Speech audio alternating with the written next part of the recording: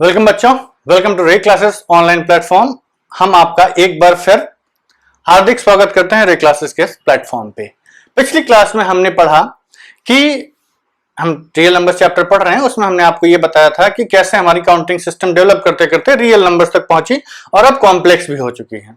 मतलब हम पहले नेचुरल थे, फिर होल हो गए, फिर होल होने के बाद इंटीजर्स में गए, फिर फ्रैक्शंस मिला के रेशनल हो गया, रेशनल मिला के रियल हो गए। तो तब तक तो रियल थे, उसके बाद हमारा पेट नहीं भरा, देन वी इन्वेंटेड समथिंग जिसने हमारी लाइफ को कॉम्प्लेक्स कर दिया। और कॉम्प्लेक्स नंबर्स रियली कॉम्प्लेक्स हैं। ठीक, एनीवे सब पढ़ते हैं, हम भी पढ़ेंगे, इजी है सब लोगों के लिए। बस थोड़ी प्रैक्टिस करते रहिए। और वन सेकेंड, जो हम आपको हर बार बोलते हैं, प्रैक्टिस करते रहिए because practice makes man perfect and there is no substitute for hard work. Please इस चीज को ध्यान रखिएगा। अब आज की पढ़ाई आगे बढ़ने से पहले हम आपको एक छोटी सी कहानी सुनाते हैं और उस कहानी के बाद हम रिवाइज करके आगे बढ़ जाएंगे। कहानी यह है कि आप कभी भी अपने दिमाग में कोई बैरियर मत बांधिए। बैरियर बांधने से मतलब है मेरा कि आप कभी भी अपने दिमाग में कुछ ऐसा मत सोचिए कि ये काम तो मैं कर ही नहीं सकता, ये काम मेरे बस का नहीं है। ठीक, कहानी ऐसे है कि एक व्यापारी था। वो व्यापारी जंगल के रास्ते से जा रहा था। जंगल के रास्ते से जाते जाते जाते जाते उसको एक कुटिया दिखाई दी। ठीक, कुटिया कुटिया सुनते ही हमारे दिमाग में ऋषि मुनि आते हैं, but it was not the कुटिया of a house of a ऋषि मुनि, ये वो किसी एक शिकारी का घर था। ठीक, अभी तक आप लोगों के दिमाग में बहुत सारे आइडियाज आ चुके होंगे कि वो लगता है यहाँ वायलेंस होगा, शिकारी तीर चलाएगा, बाण चलाएगा। नहीं, ऐसा कुछ नहीं, it's a very simple story. तो उस व्यापारी ने ये ऑब्जर्व किया कि उस घर के पास बाहर जो गार्डन है उसमें एक बड़ा सा हाथी, ह्यूज, क्विंटल क्विंटल वजन वाला, बहुत 400 500 1000 किलो का हाथी, एक उसके पैर में पतली सी जंजीर बंधी हुई है। जंजीर मतलब आयरन चेन, वो उसके पैर में बंधी हुई है और वो हाथी उस जंजीर के सहारे खूंटे से बंधा हुआ है। व्यापारी was a very intelligent man. He started observing. उसने सोचा इस चेन की टेंसाइल स्ट्रेंथ जो है वो तो काफी कम है, हाथी की पावर ज्यादा है। अगर हाथी ने सफिशिएंट पावर अप्लाई की तो चेन तो आराम से टूट जानी चाहिए। Why the elephant is standing with the rope and feeling that he is bounded to that chain. वो इस चेन से बंधा हुआ क्यों खड़ा है? क्यों उसको ये लग रहा है कि उसको इस चेन से बंधे रहना चाहिए? क्यों उसको तुड़ा के स्वच्छंद होकर जंगल में विचरण नहीं करना चाहता है? वो बहुत सारे क्वेश्चंस उस व्यापारी के दिमाग में आए। आने के बाद क्या हुआ कि जो व्यापारी था उसको समझ में नहीं आया क्या लॉजिक है। तो उसने क्या किया, उस शिकारी को बुलाया और शिकारी को बुलाने के बाद उसने शिकारी से पूछा, भैया आखिर ऐसा क्या है इस चेन में मैजिकल कि ये हाथी इसमें बंधा हुआ है? How did you do it? तो उसने कहा कि देखिए भाई साहब, इसमें कोई बड़ा फंडा वंडा नहीं है, सिंपल लॉजिक है। लॉजिक ये है कि जब हाथी छोटा सा बच्चा था तभी मैं इसको पकड़ के लाके इसी जंजीर में बांध दिया था। और उस टाइम इस हाथी ने अपनी पूरी एड़ी चोटी का जोर लगा लिया, नहीं तोड़ पाया रस्सी।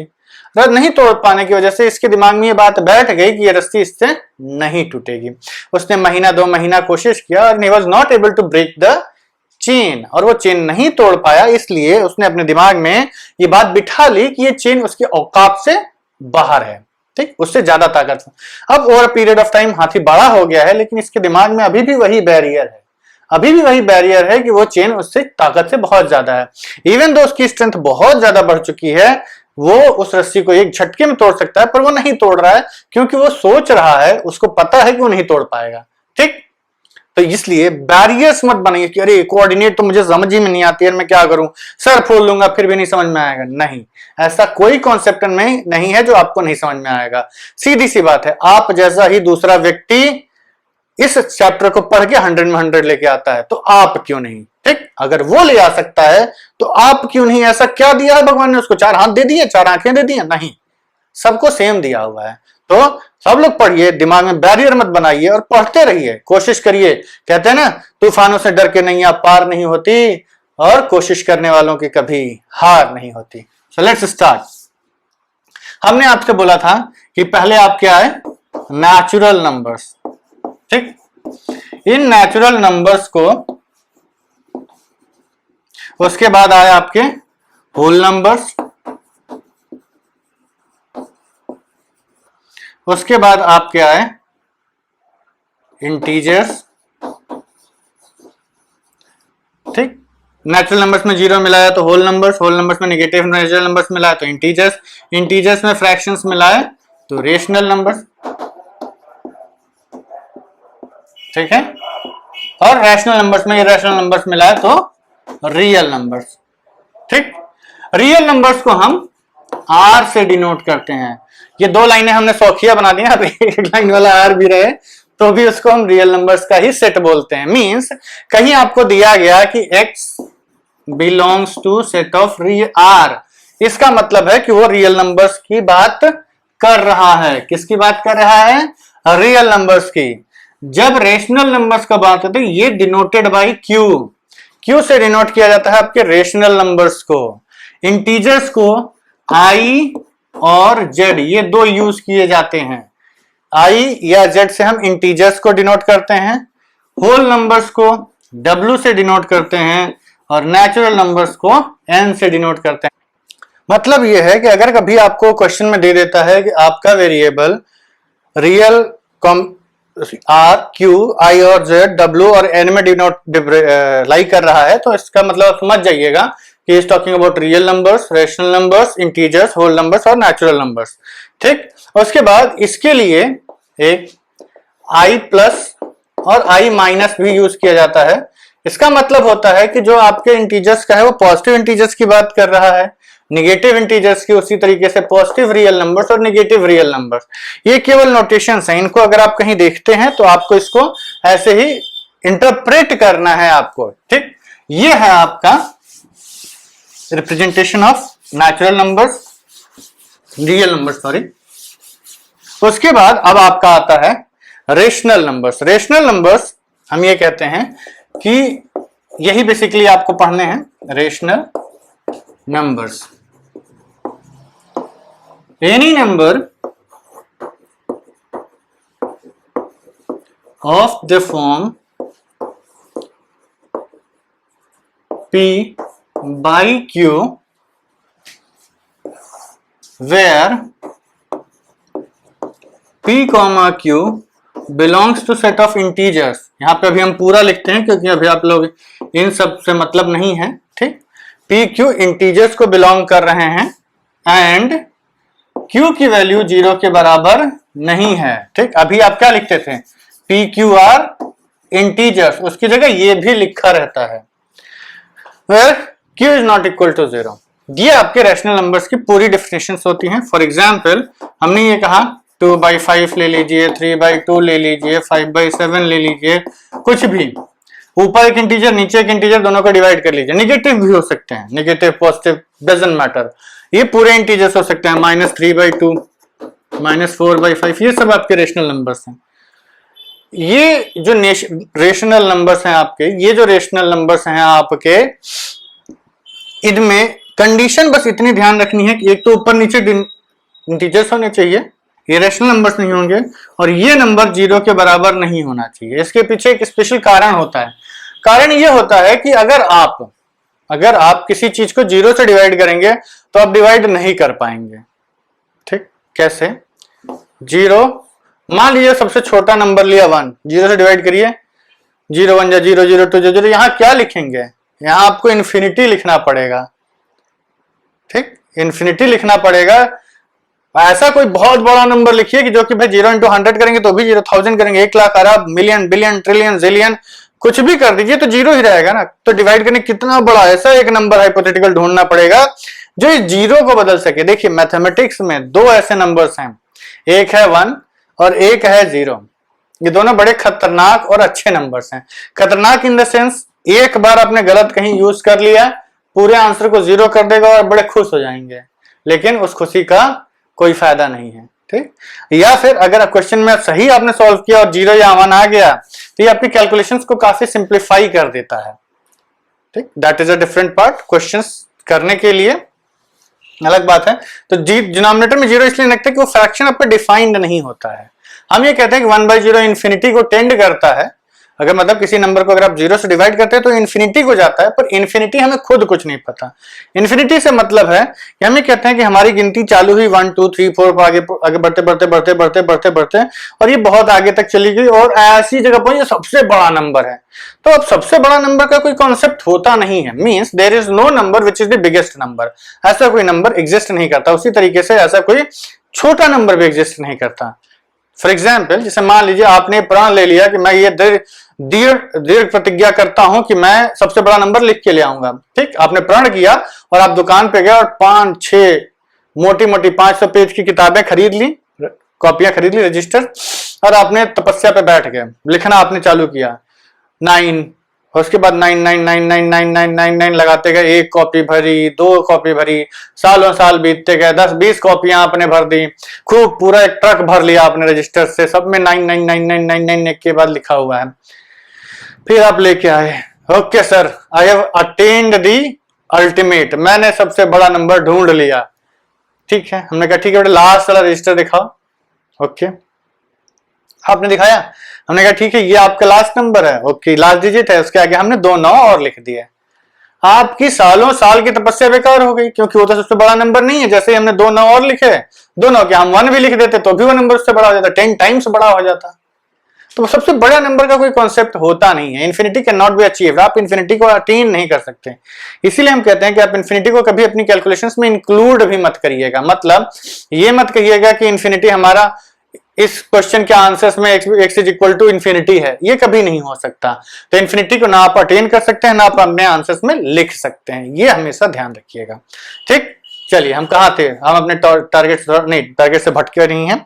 तो इरेशनल नंबर्स में डिनोमिनेटर कभी भी 0 नहीं हो सकता। ठीक है, चलिए इसको आप लोग थोड़ा बोर्ड को क्लियर कर लें, फिर आगे बढ़ेंगे हम लोग। ठीक है बच्चों, चलिए अब आगे बढ़ते हैं हम लोग। देखिए अब रेशनल नंबर्स में जो नेक्स्ट चीज आपको पढ़नी है वो ये है कि जो रेशनल नंबर्स हैं उनको हम हमेशा डेसिमल्स के फॉर्म में लिख सकते हैं डिवाइड करके। तो ये कहते हैं कि rational numbers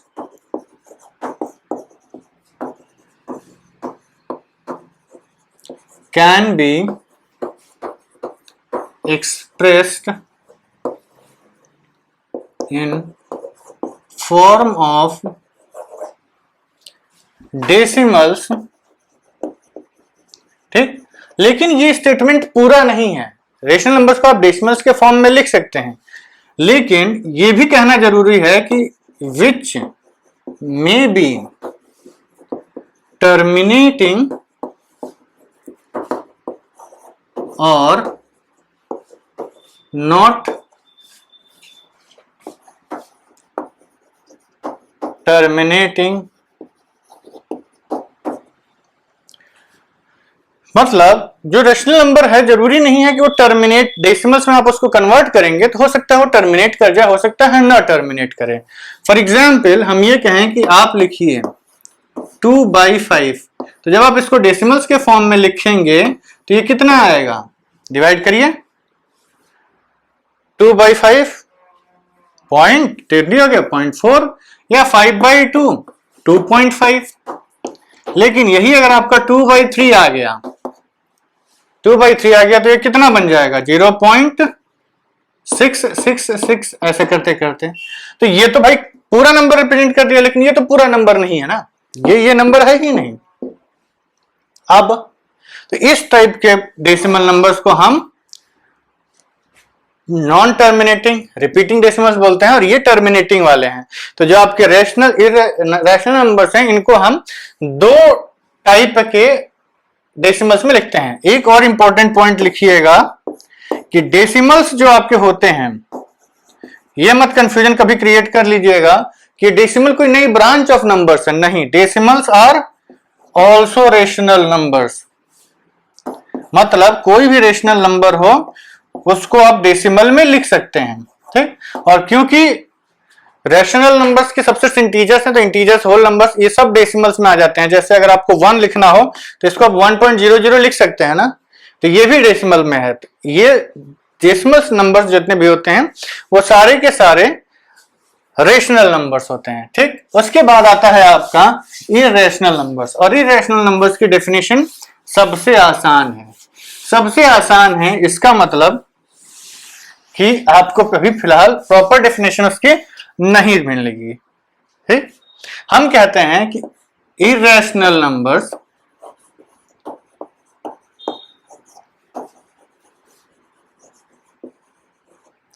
are those real numbers, मतलब वो रियल नंबर्स जो कि रैशनल नहीं है। Rational numbers are those real numbers which are not rational.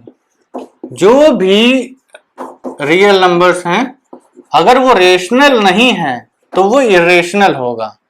ठीक है, जो रेशनल नहीं है जो बचेगा वो इरेशनल नंबर्स होंगे। फॉर एग्जाम्पल बहुत सा कुछ भी लिख दीजिए, √2 जिसका रूट आप डिफाइन न कर रहे, हर प्राइम नंबर एक डाल दीजिए कि एक ही प्राइम नंबर हो, परफेक्ट स्क्वायर ना हो। ठीक, 3, 7, √11 कुछ भी लिख दीजिए, तो हमने प्राइम्स लिख दिया, आप √17 लिख दीजिए, √18 लिख दीजिए।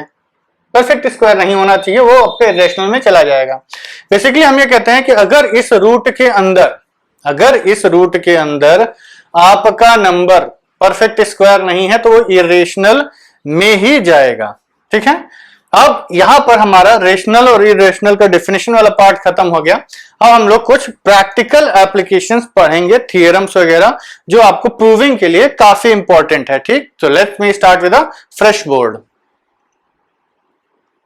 ठीक है बच्चों, अब हम लोग आगे बढ़ते हैं और एक चीज यहां पर हम बताएंगे आपको जो आपको याद रखनी है, ये हम आगे प्रूविंग में बहुत ज्यादा इसका यूज करेंगे। वो ये स्टेटमेंट है कि let P be a prime number, P एक प्राइम नंबर है,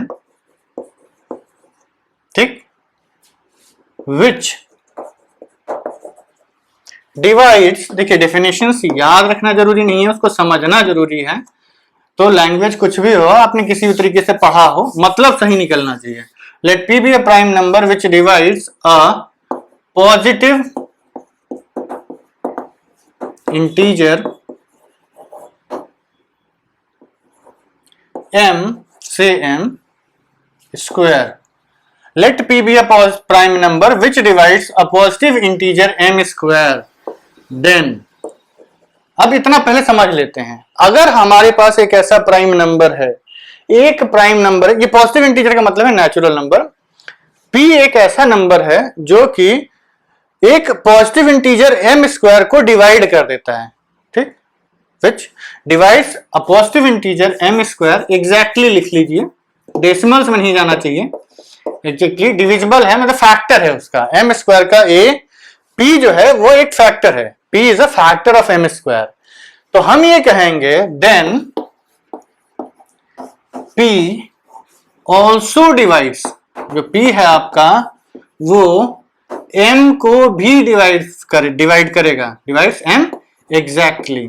ठीक, वो m को भी एग्जैक्टली डिवाइड करेगा ही करेगा। ये थियरम है, एक इंपॉर्टेंट थियरम है, ये आपके स्कूल में प्रूविंग के लिए काफी इंपॉर्टेंट है। किसी नंबर को रैशनल इरेशनल प्रूफ करना है तो ये सब चीजें आपको याद रखनी है, कभी भी कहीं भी जरूरत पड़ सकती है, और खास करके 10th तक तो आपको याद ही रखना है, क्योंकि क्योंकि ये जो है आपका इस बोर्ड एग्जाम्स के लिए काफी इंपॉर्टेंट है। तो बोर्ड एग्जाम्स में इस पे क्वेश्चंस पूछे जाते हैं, तो इसको अच्छे से समझिएगा। इसका मतलब है मींस कि अगर 3 एक प्राइम नंबर है, इट डिवाइड्स 36 को 3 डिवाइड करेंगे ना, 12 के 36, 12 3 36, तो इसका मतलब है कि if 3 divides 36, this implies that 3 divides किसको, 6 को, इसके रूट को भी डिवाइड करेगा। 4 डिवाइड्स, 4 नहीं लेते हैं, काफी ज्यादा, 5 डिवाइड्स से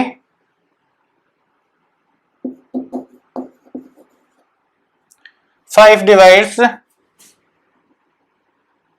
25 ले लीजिए, तो 5 को भी डिवाइड कर देगा।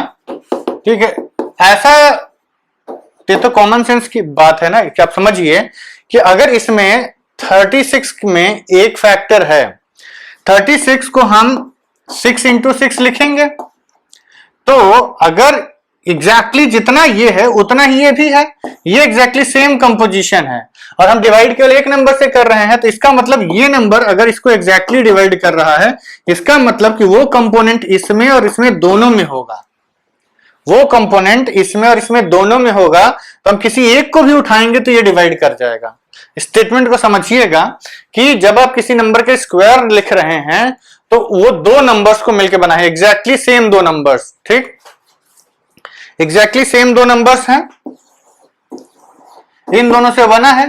तो अगर हमने ये कहा कि इस पूरे नंबर को एक नंबर 3 डिवाइड कर रहा है, तो इसका मतलब कि 3, ये दोनों एग्जैक्टली सेम है ना, कहीं एक जगह 3 मिला हुआ होगा जो कैंसिल हो गया होगा, लेकिन हम ये कह रहे हैं कि क्योंकि ये परफेक्ट स्क्वायर है तो वो 3 दोनों जगह होगा और एक इंडिविजुअल नंबर को भी डिवाइड करेगा। आई होप ज्यादा समझाने से कहीं आप कंफ्यूज ना हो जाए, समझ में आया। अगर एक नंबर ए पी है प्राइम, वो एम स्क्वायर को डिवाइड करता है तो वो एम को भी डिवाइड करेगा ही करेगा, ठीक है।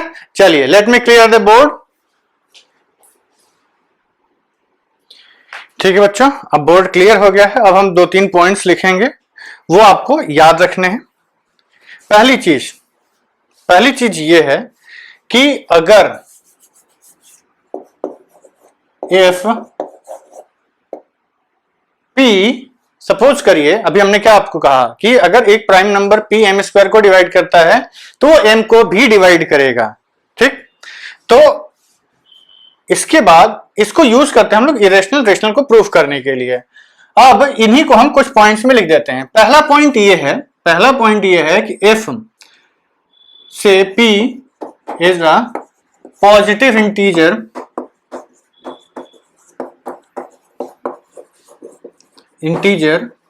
which is not a perfect square, एक p एक ऐसा पॉजिटिव इंटीजर है जो कि परफेक्ट स्क्वायर नहीं है, देन रूट p, उसका जो रूट होगा will always be a irrational number, ठीक।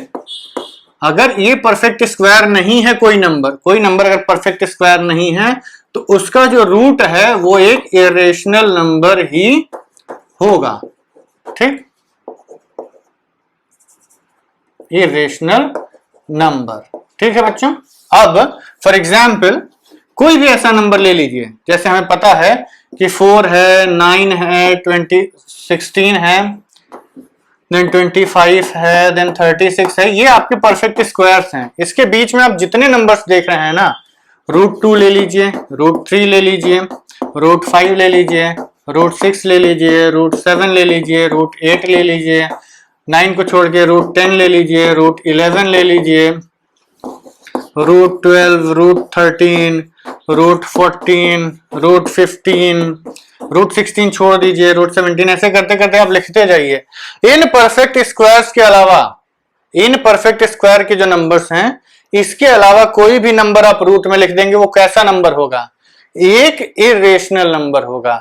इन परफेक्ट स्क्वायर्स के अलावा हर पॉजिटिव इंटीजर का रूट एक इरेशनल नंबर ही बनता है, ठीक। तो if p is a prime, इसका एक्सटेंशन भी है कि इफ अगर p खुद ही प्राइम है, if p is a prime number, तो ऑब्वियस सी बात है वो किसी नंबर का परफेक्ट स्क्वायर नहीं होगा ना, क्योंकि परफेक्ट स्क्वायर होने के लिए हमें क्या कहना पड़ता है कि वो नंबर एग्जैक्टली दो के फैक्टर्स में बढ़ जाए, तो प्राइम नंबर तो इकलौता होता है। If p is a prime number then root p is irrational, ठीक। अगर p प्राइम नंबर है तो रूट p इरेशनल होगा। और तीसरा पॉइंट, ये सबसे इंपॉर्टेंट पॉइंट है बच्चों, इसको ध्यान रखिएगा कि if p is a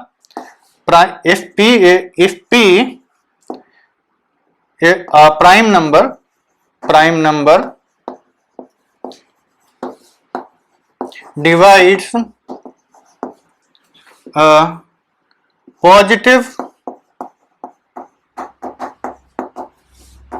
integer m square, then p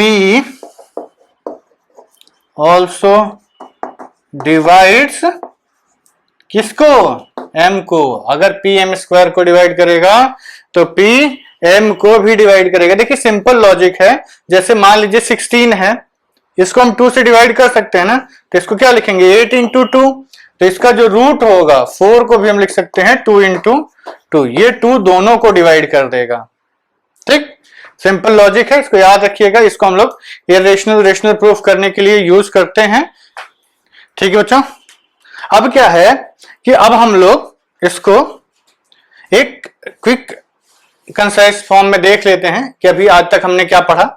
हमने अभी तक ये पढ़ा है कि जो आपके रेशनल नंबर्स हैं, रियल नंबर्स, उनको हम कैटेगराइज कर सकते हैं धीरे धीरे। पहले नंबर नेचुरल नंबर्स आए, फिर होल नंबर्स, फिर इंटीजर्स, फिर फ्रैक्शंस, फिर उन दोनों को मिला के रेशनल्स बने, रेशनल को मिला के रियल नंबर्स बने, और ये पूरा हमारा family of numbers, real numbers complete हो गया। ये आपने पढ़ा। उसके बाद हमने पढ़ा कि रेशनल नंबर्स होते क्या हैं। कोई भी p बाई क्यू फॉर्म में नंबर हो जिसमें p q दोनों इंटीजर्स होने चाहिए और डिनोमिनेटर में जो भी नंबर लिखा हुआ है वो 0 नहीं होना चाहिए। ठीक, इतना आपका था। उसके बाद हमने आपको ये बताया कि इफ अगर कोई प्राइम नंबर है जो कि किसी भी परफेक्ट स्क्वायर को डिवाइड कर रहा है तो उसके रूट को भी डिवाइड करेगा ही करेगा। फॉर एग्जाम्पल, अगर मान लीजिए हमने कहा कि 2 डिवाइड्स 100, और इसका मतलब है कि 2 किसको डिवाइड कर रहा है? 2 divides 10 square. This implies that 2 divides 10, 2 10 को भी डिवाइड करेगा। इसको हम बार बार इसलिए रिपीट कर रहे हैं कि यह आपके लिए काफी इंपॉर्टेंट है। अगर आपका रेशनल इरेशनल नंबर्स प्रूफ करने के लिए कि कोई एक पर्टिकुलर गिवन नंबर ये इरेशनल है या रेशनल नहीं हो सकता है, तो उसके लिए इसको काफी यूज करना है। आप इन सब चीजों को रिवाइज कर लीजिएगा। कल की क्लास में हम लोग इसके प्रैक्टिकल एग्जांपल्स देखेंगे कि कैसे इरेशनल और इरेशनल नंबर्स को हम, कल की क्लास का कोई मतलब नहीं भाई, आप लोगों के पास तो वीडियोस अवेलेबल हैं ऑफलाइन, सॉरी वीडियो, अगले वीडियो में हम आपको ये इसके प्रैक्टिकल कुछ एग्जांपल्स कराएंगे और हम लोग आगे बढ़ेंगे। ठीक है, प्लीज हम हमेशा आपसे कहते हैं कि practice makes a man perfect and there is no substitute for hard work. इसलिए please keep practising, keep studying. जितना प्रैक्टिस करेंगे आप उतना ही आप कॉन्सेप्ट्स को अच्छे से समझ पाएंगे। And please do subscribe to our channel, like our videos and download our application from Play Store. Thank you very much.